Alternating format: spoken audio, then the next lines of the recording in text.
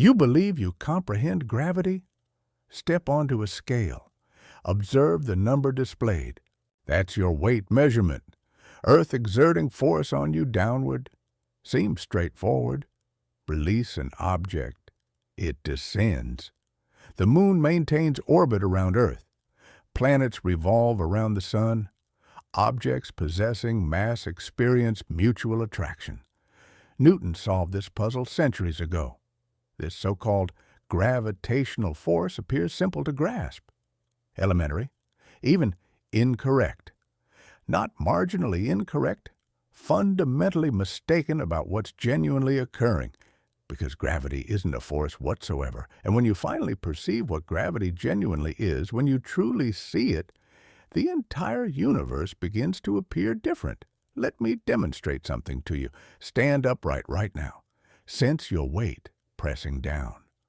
What sensation are you experiencing? You claim gravity, Earth pulling you downward. But consider the actual physical sensation. The floor surface pressing against your feet, pushing upward. That's what you're actually feeling. The floor exerting upward pressure. This mysterious downward pull everyone discusses. You never sense it, not even once. You only experience the push. Always pushing upward, never pulling downward. So where exists this pull? And here's something considerably stranger. The moon is falling toward Earth at this very moment, has been falling for billions of years continuously, but it never approaches closer. Just circles endlessly. Always falling, never making contact. What kind of pull operates like that? A pull that continues pulling forever, but never pulls anything inward. And according to Newton's framework, that pull happens instantaneously. Move Earth and the moon, detects it immediately, across 240,000 miles of vacuum, instantly. How does this work? What carries the message across space? What's the physical mechanism? Newton himself couldn't provide an explanation. He labeled it action at a distance and acknowledged he didn't comprehend how it functioned. But the mathematics was elegant. The predictions were flawless. So people ceased asking uncomfortable questions. They shouldn't have stopped questioning. But before we dive into this mind-bending journey through the nature of reality itself, hit that subscribe button for Discover Physics. We're exploring the universe's deepest mysteries, one revolution at a time. Now, let's unravel what gravity really is. Go back several centuries in time. Nobody understood how planets move through space. Copernicus declared they orbit the sun. Acceptable. But how exactly? What paths do they follow? Tycho Brahe constructed an observatory and invested decades recording planetary positions night after night, year after year, measuring angles with brass instruments to fractions of a degree precision. Why such extreme precision? Because you can't understand nature by making guesses. You have to observe carefully, measure meticulously, write down exactly what you observe. That's where genuine science begins its journey. His data eventually reached Johannes Kepler. Kepler wanted to determine the shape of planetary orbits. He attempted circles initially. The predictions were close to observations, but Mars was off by 8 arc minutes, 8/60ths of a degree. Most people would dismiss that off as measurement error. But Kepler knew Tycho's precision intimately. That man didn't make 8 arc-minute errors. So Kepler discarded his theory completely and started over from scratch. After years of intensive work, he discovered it. Ellipses. Planets move in elliptical paths with the sun at one focus, perfect match to the observational data. Beautiful, but it raised a more profound question. Why ellipses specifically? Meanwhile, Galileo was conducting simple experiments, rolling balls down inclined ramps, Sounds trivial, but observe what happens. Roll a ball down an incline, it accelerates. Let it roll onto a flat surface afterward. It continues moving, doesn't stop immediately. Now imagine you could eliminate all friction completely. What would happen then? The ball would roll forever, same speed, same direction, forever. This disturbed people intellectually. Surely motion requires a continuous push, right? Surely things naturally come to rest eventually. No, that's backwards thinking. Motion is the natural state. An object moving in a straight line doesn't need explanation. That's the default condition. What needs explanation is change. Slowing down, that's friction acting. Speeding up, that's a push. Changing direction, that's a sideways force acting. This is inertia, the first law of motion, and it creates a genuine puzzle. Planets should move in straight lines. That's their natural state. But they don't. They curve. Their paths bend continuously toward the sun. Something must be deflecting them every single instant. What could it be? Isaac Newton saw it clearly. Planets want to go straight. That's inertia acting. But they curve instead. Something changes their motion constantly. He called it gravity. Universal attraction between any two masses in the universe. The force depends on mass and distance. More mass means stronger force. Greater distance means weaker force. Specifically, force drops with the square of distance. With this one principle alone, everything fell into place. Why ellipses? Because planets are falling toward the sun while simultaneously moving sideways. The combination creates elliptical paths. Kepler's laws emerge naturally from Newton's force law combined with inertia. Why does the moon orbit Earth? Same principle exactly. It's falling toward Earth, but moving sideways fast enough to keep missing. It falls around Earth instead of into it. Why does an apple fall from a tree? Earth attracts it. Same force, same law, just different scale. Newton performed a beautiful calculation. He calculated how much the moon falls every second, how much its path deviates from a straight line. Then he calculated how much objects fall on Earth's surface. The numbers matched perfectly when accounting for distance. Revolutionary. The force pulling an apple is identical to the force holding the moon in orbit. Heaven and earth, same physics operating. With Newton's law, everything made sense suddenly. Ocean tides happen because the moon pulls on Earth's water. Earth is round but bulges at the equator because it rotates. Comets return on predictable schedules because they follow elliptical orbits. Strange observations found explanations. Jupiter's moons sometimes appeared early, sometimes late. Turned out, light takes time to travel. When Earth is farther from Jupiter, light takes longer to reach us. This led to measuring light speed for the first time. Planets wobble slightly because they pull on each other, not just on the sun. From the wobbles in Uranus's orbit, astronomers predicted a new planet, Neptune, and found it exactly where predicted. For 2 centuries, Newton's law of gravity stood as one of the greatest achievements in science.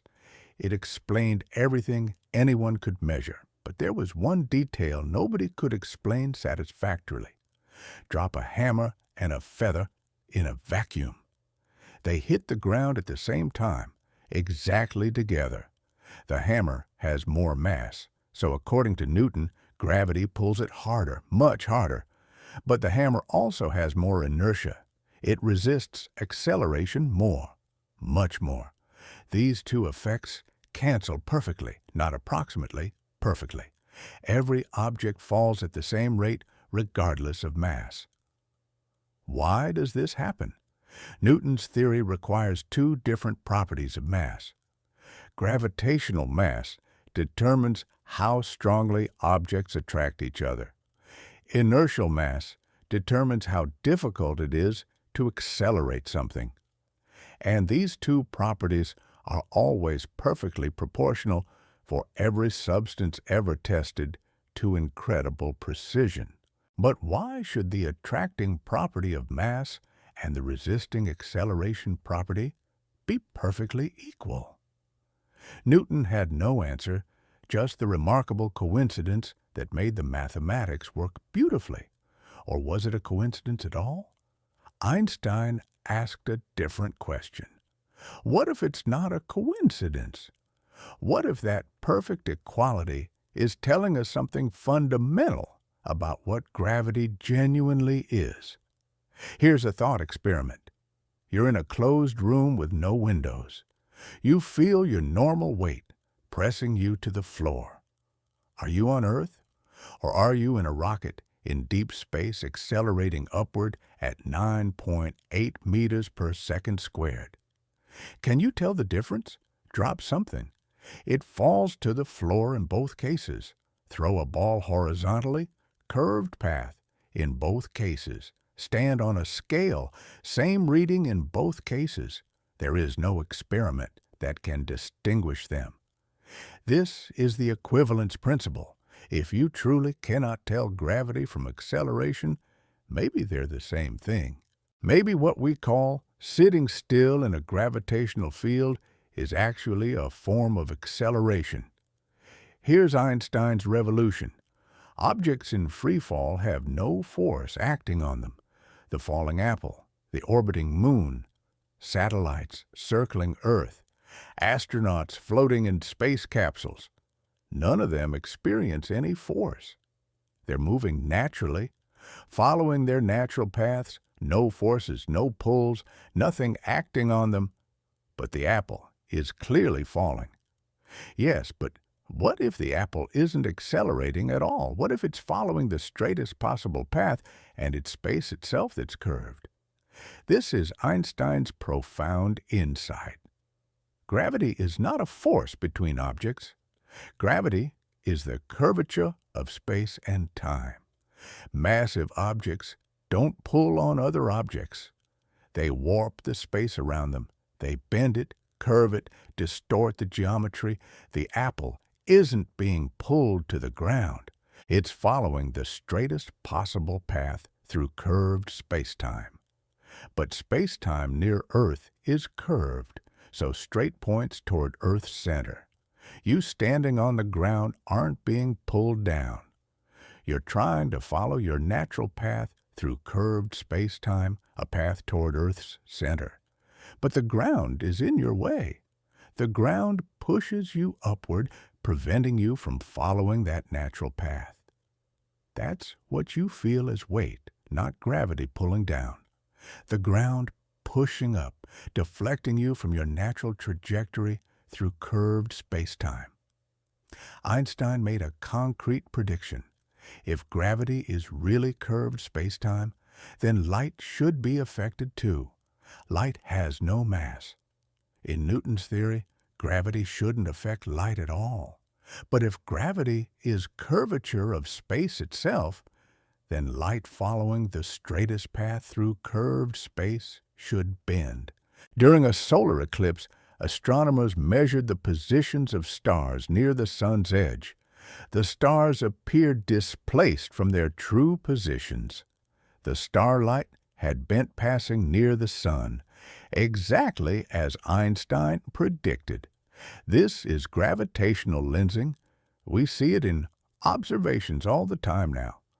Massive objects bend light from more distant objects behind them, creating distorted images. Direct evidence that space itself curves in the presence of mass. Astronauts in orbit look weightless, floating around. Zero gravity up there, right? Wrong. The gravitational field at the altitude of satellites a couple hundred miles up is almost as strong as here on Earth's surface, about 90% as strong. So why do astronauts float? Because they're falling. The capsule is falling. Everything is falling toward Earth constantly, but they're also moving sideways very fast, about 17,000 miles per hour. As they fall, Earth's curved surface falls away beneath them. They keep missing. They fall around Earth instead of into it. Everything falls together at exactly the same rate. So there's no sensation of falling, no weight, no sense of up or down. It feels exactly like floating in empty space far from any mass. This is equivalence in action. Free fall in a gravitational field feels identical to floating freely in empty space because they are the same thing. In free fall, no force acts on you. You're following the natural geometry of curved space-time. Think of Earth's surface. It's curved, but standing on it, it looks flat to you. And here's something remarkable. Why is Earth round in the first place? Because of gravity, but not in the way you think. It's not that some force is pulling everything toward the center, molding Earth into a sphere. It's that space-time around Earth's mass is curved equally in all directions. Every piece of rock, every drop of water is trying to follow the straightest path through that curved geometry. And when everything follows those curves from all directions equally, you get a sphere, the only shape where every point on the surface is the same distance from the center. Earth is round because that's what happens when matter follows curved space-time. The shape emerges naturally from the geometry. An ant walking what it thinks is a straight line on that curved surface actually follows a curve. But from the ant's perspective, it's going perfectly straight. That's what's happening with everything near Earth. Except it's not just space that's curved. It's space and time together, space-time. Massive objects create curves in space-time, depressions, wells, distortions. The sun creates a deep well. Earth creates a smaller one. Even you create a tiny well, too small to measure easily, but it's there. Objects moving near these wells naturally follow the curves. Not because anything pulls them, because they're following the straightest possible paths through curved geometry. The moon orbits Earth because it's following the natural geometry of curved space around Earth. That geometry makes the straightest path into a circle. An apple falls because it's following curved space-time near Earth's surface. In that curved geometry, straight ahead, through time, points toward Earth's center. When you throw a ball, it follows a parabola. Not because gravity pulls it down, because it's moving through curved space-time. And the straight line in that curved space looks like a curve to you. You're standing right now. You feel weight. In Newton's picture, gravity pulls you down and the floor pushes you up. Two forces balanced. In Einstein's picture, only one force acts on you, the floor pushing up. But if there's only one force, you should be accelerating, and you are. You're accelerating upward constantly. The natural path through space-time points toward Earth's center. That's the freefall trajectory. But the floor is in your way. It pushes you upward, deflecting you from that natural path. You're like someone standing in an accelerating rocket. The floor pushes. You feel weight not from any downward pulling force, from being accelerated away from your natural path. The apple hanging in a tree is also being pushed upward by the branch. When the branch breaks, the pushing stops. The apple is suddenly free. Free to follow its natural path through curved space-time. It falls. But the apple isn't accelerating. The apple is finally free to move naturally. You standing on the ground are being constantly accelerated upward by the floor pressing against your feet. Falling is the natural state. Standing still requires a force. That's Einstein's revolution. Once you understand gravity as geometry, extreme phenomena make sense. A star is essentially a massive ball of gas. Its mass creates a deep well in space-time.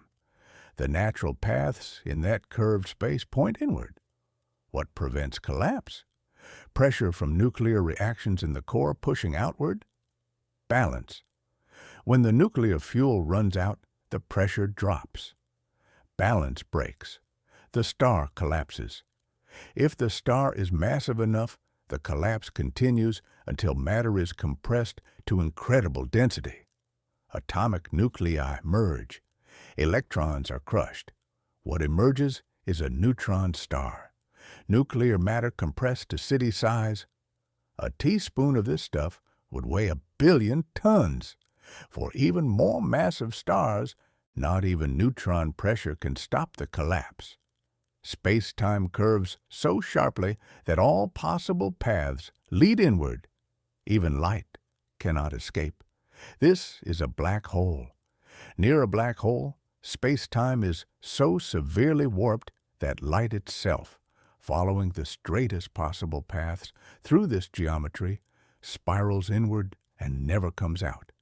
We can't see black holes directly, but we see their effects. Matter falling toward a black hole speeds up, heats up, radiates enormous energy before disappearing, all from one idea. Mass curves space-time. Objects follow the curves. From this one principle, everything follows. Planetary orbits, tides, the precession of Mercury's perihelion, a tiny effect Newton's theory couldn't explain, but Einstein's predicts perfectly. Gravitational lensing, black holes, gravitational waves rippling through space when massive objects collide. The same principle explaining how the moon orbits also explains the largest structures we observe. Galaxies, clusters of galaxies, universal, elegant. The pattern in the small piece reveals the design of the whole fabric. Newton's equations work beautifully for practical purposes. We use them to launch satellites, calculate orbits, predict eclipses. They're simpler than Einstein's equations and accurate enough for most applications. But Einstein revealed what gravity actually is, not a mysterious force pulling objects together across empty space. The curvature of space and time themselves. Mass tells space how to curve. Curved space tells objects how to move. When you step on that scale, you're not measuring a downward pull. You're measuring how hard the scale must push to prevent you from following your natural path through curved space-time. When you watch something fall, you're seeing an object finally free to follow the geometry that mass has woven into the fabric of reality. When you look at the moon, you're seeing an object following the straightest possible path through the curved space around Earth. A path that looks like a circle because space itself is curved. Space brings objects together. That's what we call gravity, not a force, geometry, and that is far more beautiful than any mysterious pull could ever be.